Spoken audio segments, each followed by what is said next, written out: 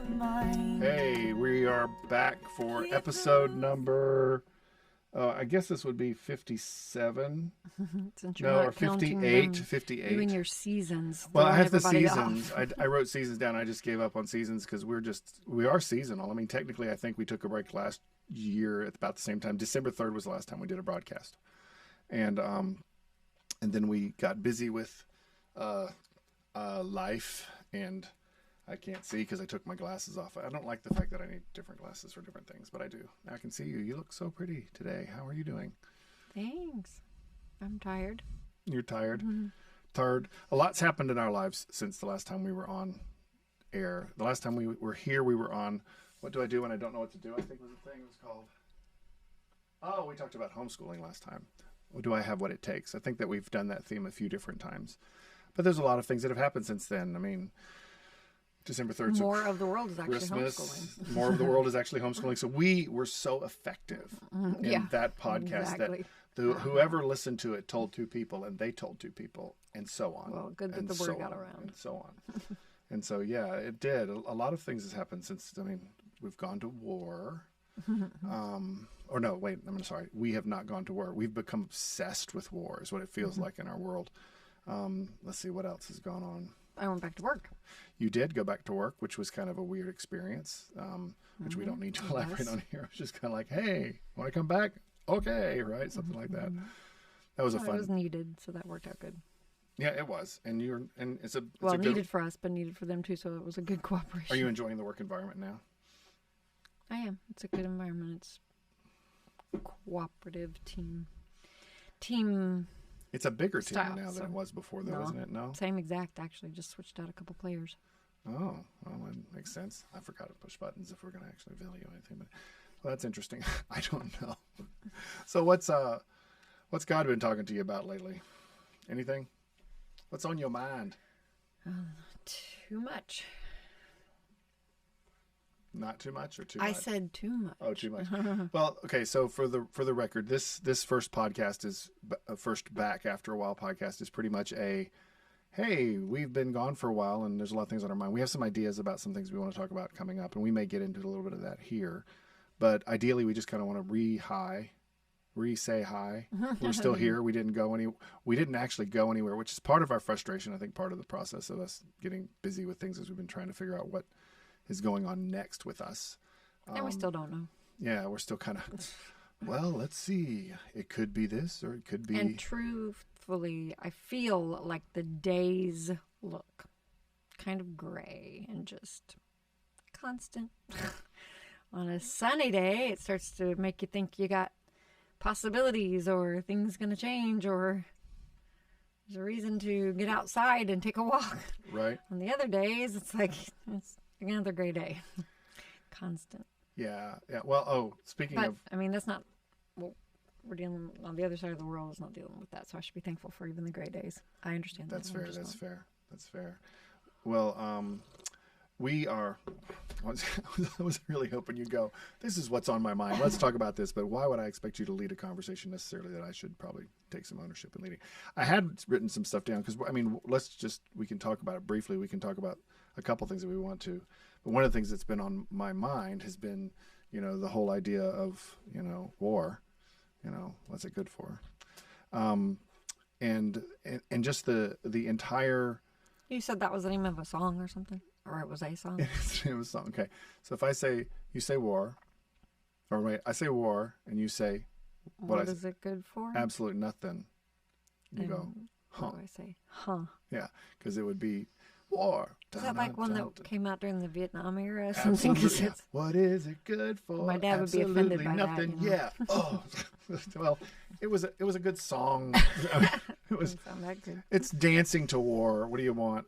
Anyway, it's what it was. Well, there's some legit reasons in the Bible why wars were necessary, and to truth be told, there are times where we need, I think, if it's nothing but the threat of war, to kind of wake us up to what's real and what's true. Because we go through mundane days and just normal stuff that feels like it's what life is, and that's not really what life is.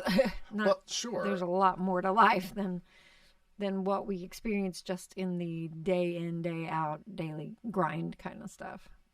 So maybe we do need to answer the question, what is it good for? Is it good for nothing? You're saying, in essence, that it doesn't.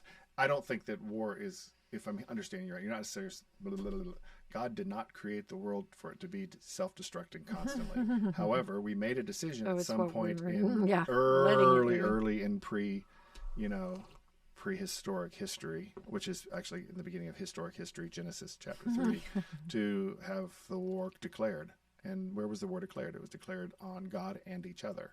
And I think that's the thing that people fail to understand is human conflict isn't. It's not new. It's not new. Well, it's not new. I guess that's the easiest way to say that. It's ingrained in who we are, because at the core of who we are the most important person to us is us. Is me.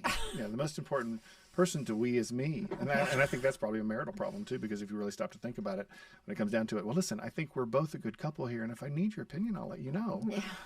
And you're going, that's not the essence of we, that's the essence of you.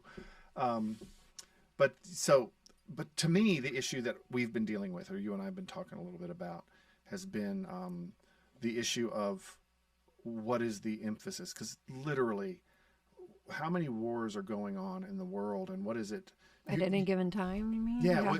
You're things we just don't hear about all the time. It feels like, right? Lots are going on, but we don't always know about them. Is that what you're talking about? Yes.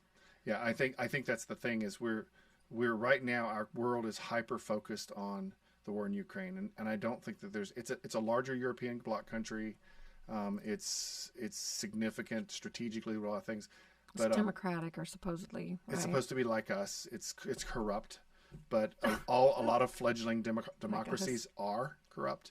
Or have corruption. That's how we'll put it, right? Well, yeah. Not just as a general we understand statement, corrupt. Not every democracy is as perfect as Americans' democracy. No, but what you're trying to say is America is too. But it's not is corrupt.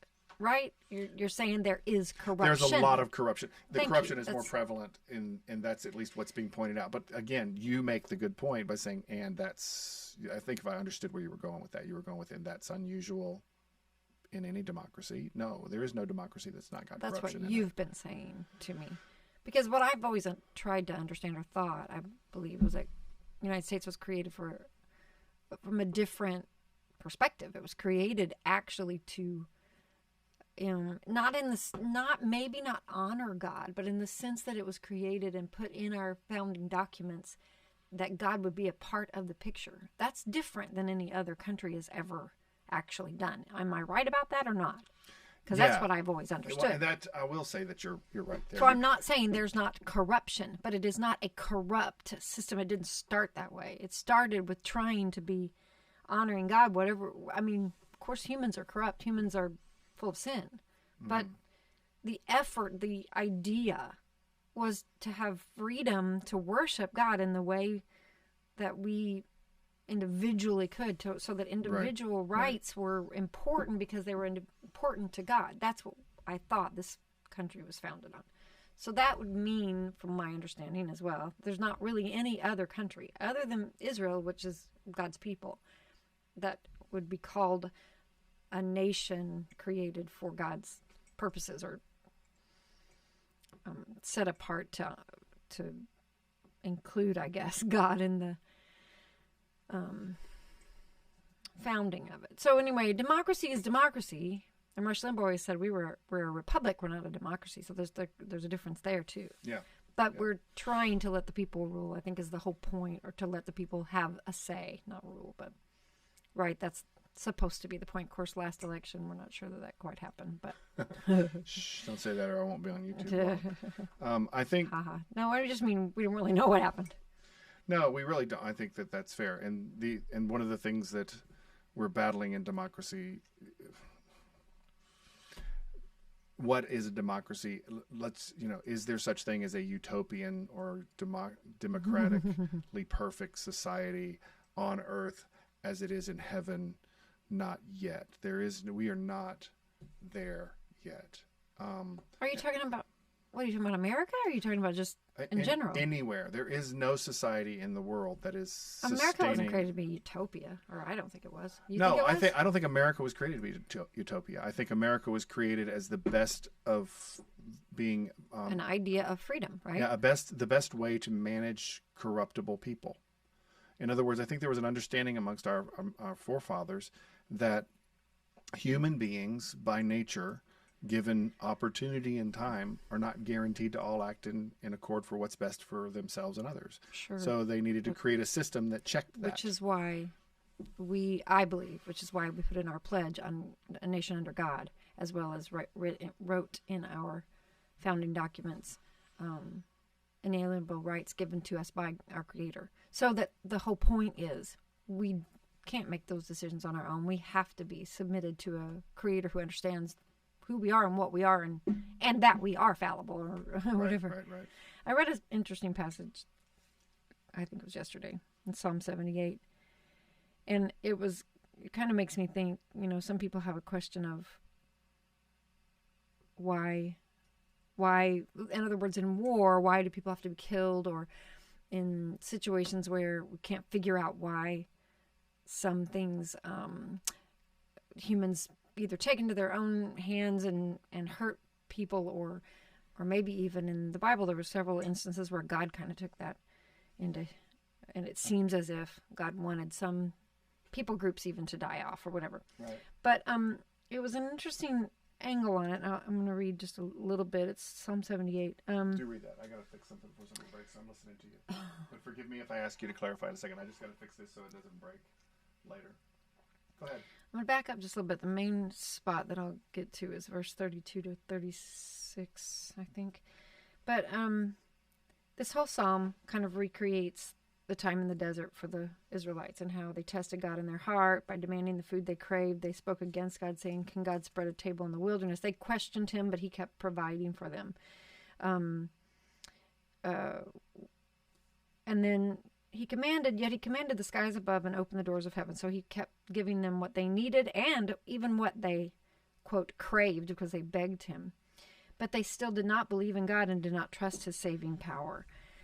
Man ate of the bread of angels, and he sent them food in abundance. He caused the east wind to blow in the heavens, and his power he led out the south wind.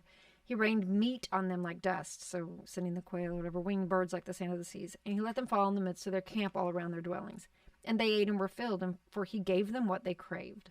But before they satisfied their craving, while the food was still in their mouths, the anger of God rose against them, and he killed the strongest of them and laid low the young men of Israel. So here's the section that I thought was really just a fascinating take on it.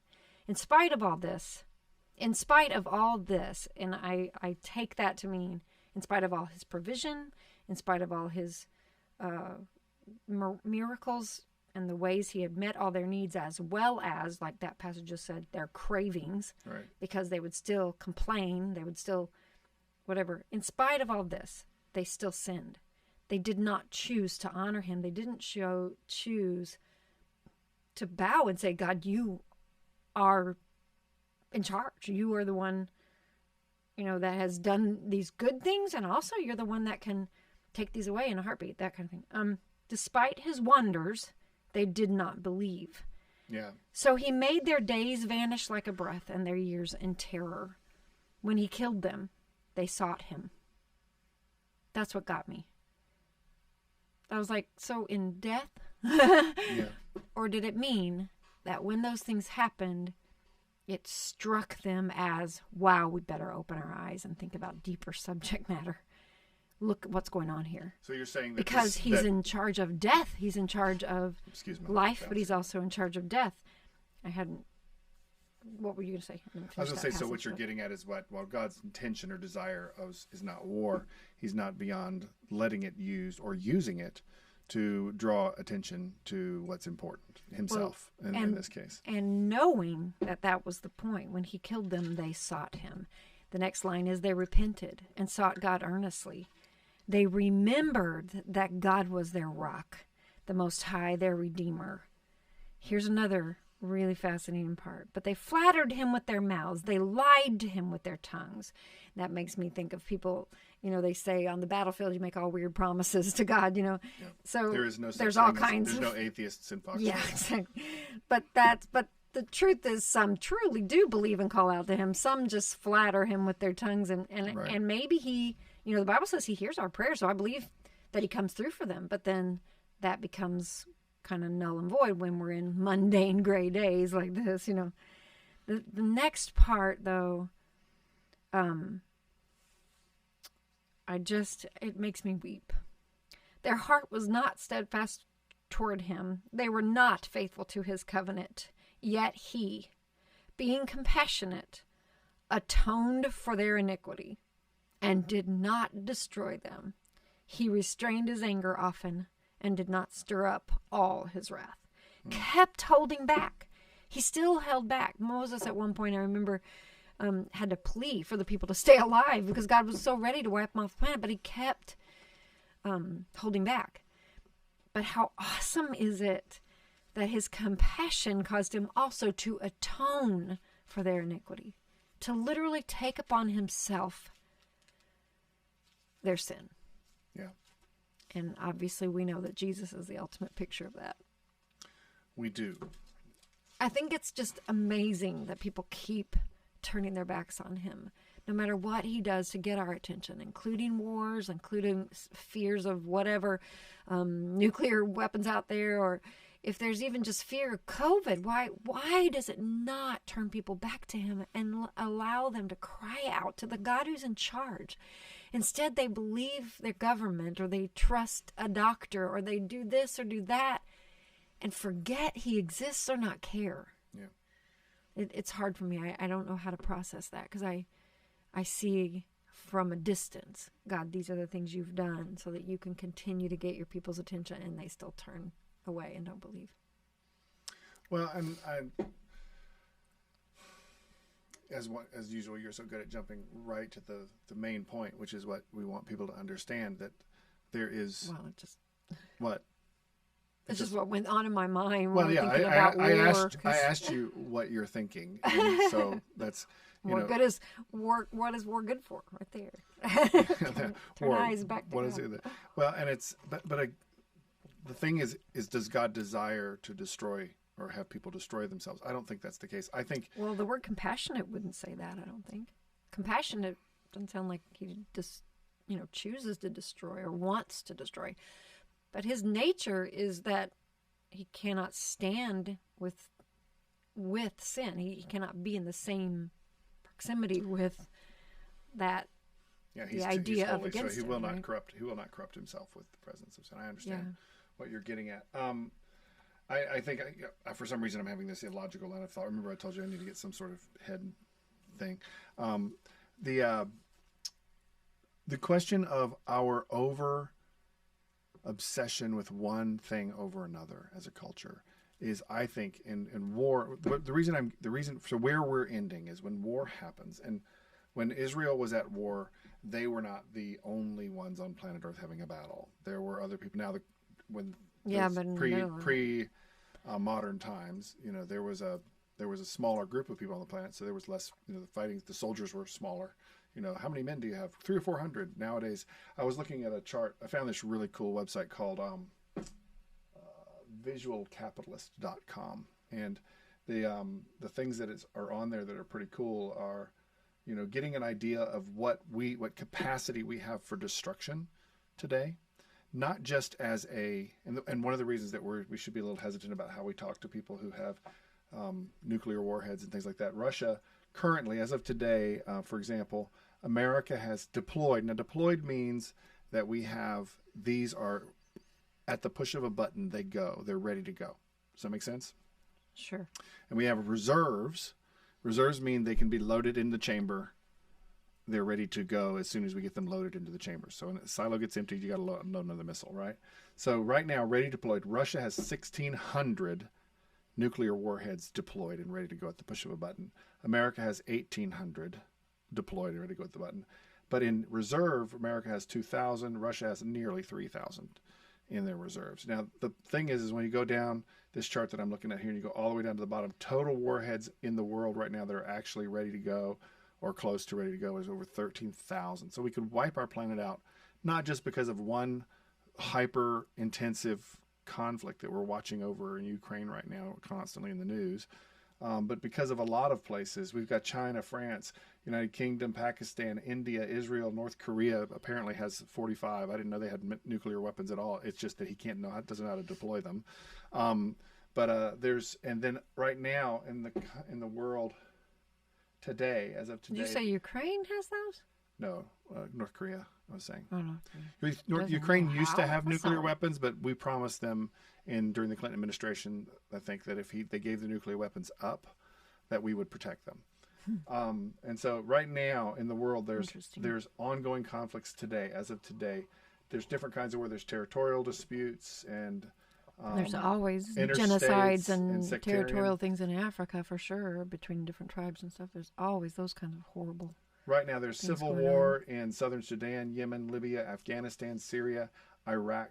There's criminal violence and civil unrest in Mexico, U.S. and Iran. I was going to say. There's conflict in Pakistan.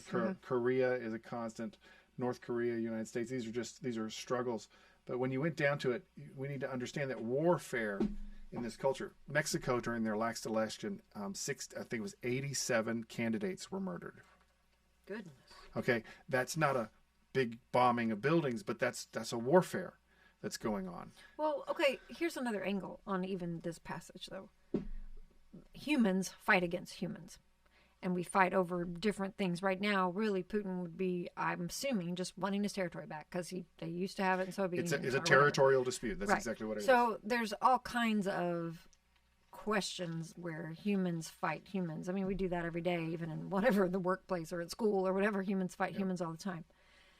I think the difference I'm talking about is when God tries to get our attention with these bigger, because in the Bible, in the Testament, basically the history of the Israel nation, God got their attention by bringing other nations against them because he wanted their attention. He wanted them to trust him, to be their king, to be their leader, to be their sole source of everything. Yep. So I think a lot of times that, at least for them, was always used to point them toward him. So in this passage, that's exactly what he's saying. Now, these other things are because sin exists in the world, and we will never be happy because we're all selfish and we want our way. So all kinds of wars and rumors of wars or whatever the Bible talks about are coming is, I think, it's all the same ideas that we should, to me, it's outside of our wheelhouse. So you can bring it all the way down to say every battle you fight every day, because there's,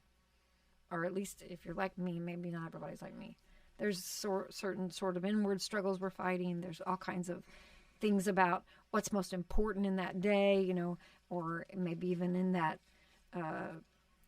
some decisions you make, whether you're going to choose ambition or choose family or choose. There's all kinds of everyday wars within us. If we could see it as Israel did, or the way that God brings these things in, that every bit of any kind of conflict is meant to make us reflect what we can't do ourselves and how we need God so desperately. To me, that would be the point of any kind of war. And there's all kinds of wars, like we're saying again, and including nations. And nations have been challenged from the start of it to turn to God and let him take care of these things for them. And yet, how many of us do that? And what even nations do that? I think our country, during some of these wars, genuinely has. I think there's been some great awakenings that have proven that people get on their knees and they ask God to intervene, and God does.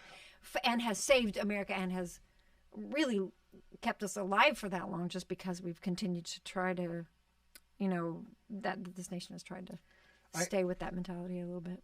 I think we're getting further away, but yeah, I think we've done this, but I want to make sure that we have, and that differentiate between, is it God's will to cause war, and would, if in a perfect world, God wouldn't need to cause war, right? Because it's a perfect world. The thing that I was thinking of, what crossed my mind as we were talking about this, is James 4, where it says, "What causes wars the source of the wars and fights among you. James 4:1 says, they come from the cravings that are at war within you. You desire and you do not have. And then, you can take it to a large scale. I want that land. It's mine. I'm going to go to war with you. Mm-hmm. You can take it to the Oscars on Sunday when Will Smith popped. There was a war about, and that war wasn't with Chris Rock. That war was within himself over some things we don't know about that he's dealing with. He felt threatened. Yeah, and exactly. He said he defended his wife, but whatever.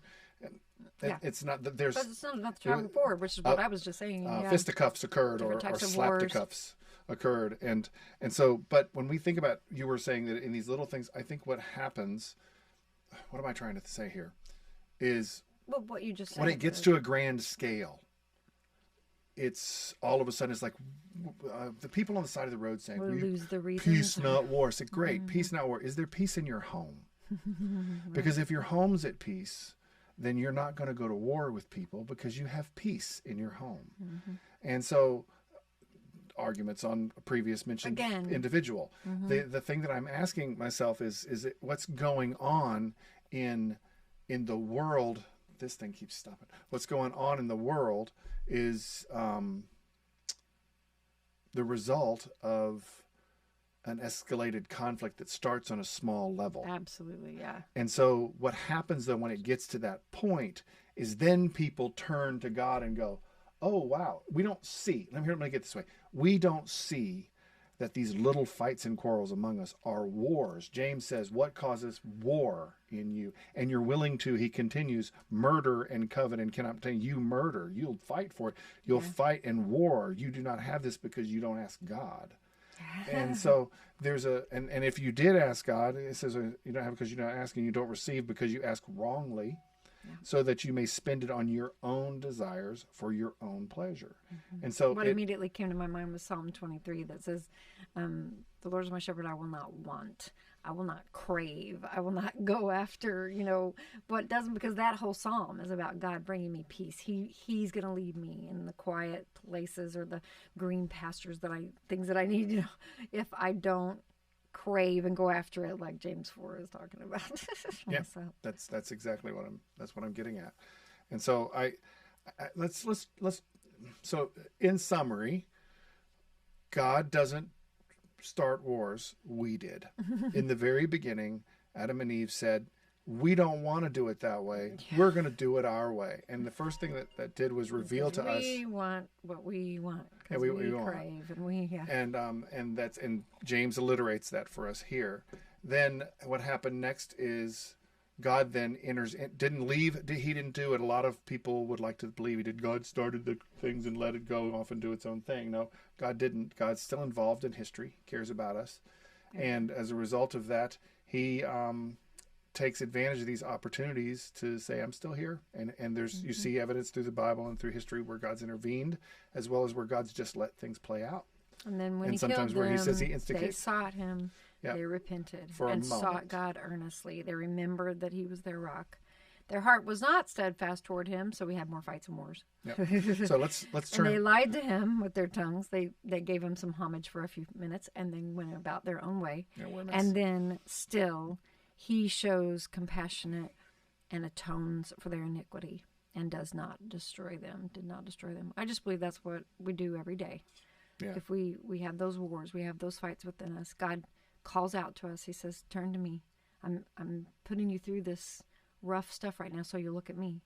Look at me, ask for me. And when you cry out to him, he comes through for you. He always does. He absolutely will answer according to the need. But it is your job then to praise him for that, to give him the glory for that. And then when you can't fulfill your promises to him, let him atone for your iniquity. That's a good word. I think what I want to do, though, and it's not going to be the longest podcast today. We got some other obligations that you're going to move to in just a second. But I do want to ask this question. So how do you explain to a 3-year-old what he's seeing on TV right now? And I'm obviously a 3-year-old may not be as tuned in because 3-year-olds are generally like, oh, that's interesting. But say you've got a 6-year-old or a 7-year-old, they're definitely coming to a stage where they're hearing about war and unfortunately, thanks to social media and things like that, we have exposure to these kids are likely to be exposed to some pretty gruesome images out there and may have some questions about war. and what's happening, and so we've talked about this at a higher than a 6th grade or 3rd grade level, right? So how would you as a mom sitting down schooling your kids approach it when they've seen some of these horrific images on TV because maybe we were watching them on the news or something? Well, the key is, like we've said a million times, just what you said. Watch it with them. Talk about it with them. Let them know that God is there for those people, even though it looks horrible, looks sad, and you can be sad with them. God will provide for them and will be with them, just as he will be with us when we're going through difficulties. So it may look awful, and it is awful, and so you pray for them, and you pray for God to provide for them, but at the same time, you trust that God, when they call out to him, will be there for them. And I think you answer the questions as you can and as God leads you to. I don't think there's a pat answer or a set, easy way, and some kids are more affected than others. Some kids will need to cry a little bit. And you'll need to cry with them and pray with them, and then try to take them onto a pleasant place, because they don't need to dwell on that. It's not their pain right now. Yeah. Could be one day, and you could tell them, be ready, for literally Psalm 46 says that God is my refuge and strength, a very present help in times of trouble, even when the mountains fall into the sea or whatever. There's so many things that could happen on our end, so we be ready to call out to God when it's our turn to suffer as well. I think too, seeing prayer as a empowering of a child, children, giving them a sense that when you pray with them and pray for those folks, you're not just offering up a platitude. This has been something that's been in our American culture lately. It's like we should do more than pray. Well, that's never not been true. That thanks for Satan, something that should always be there, but prayer is prayer less powerful than doing something? No, not at all. I don't think the scriptures tell us that we're supposed to choose prayer or giving someone a cup of cold water in Jesus' name. I think we should do both. Mm-hmm. And I think that for our children, if we have lived a life of doing that, then what happens is they're going to they've seen us locally do things in our family and with others where we've served and prayed for the people we've served, and they've seen life change. If that's happening, then what's going to happen next is when we move to a larger scale and say, we can't go to Ukraine necessarily, but we can pray for them and say, and God will look for his children. Look out. If you have the means, you can give to the causes and those who are going over there and trying to help and all those things. But I think children also need to understand that they're not powerless. Right. Because we want to teach them young that they have, God is going to act and hears their prayers. That's right. So what do you think about that? Anything else you want to add to that, or you got to run for your meeting? Well, you can comfort them with scriptures like Psalm 23 and pray that for specific children or whatever that they see and know. And like you said, maybe there's specific things like gathering funds to give to someone, or maybe even writing letters if you get a hold of some Samaritan's Purse goes and probably delivers messages and stuff. Things like that can happen physically, but I think prayer is one of the biggest ones. I think it sets kids, like you said, empowers them, gives them a sense that God will do and act up when we can't. I agree. With that being said, we're going to wrap up our podcast for today. I want to thank you guys for coming along and listening and watching. If there are any of you guys out there doing that, thanks for being here. God bless you, and we'll see you next time. I keep on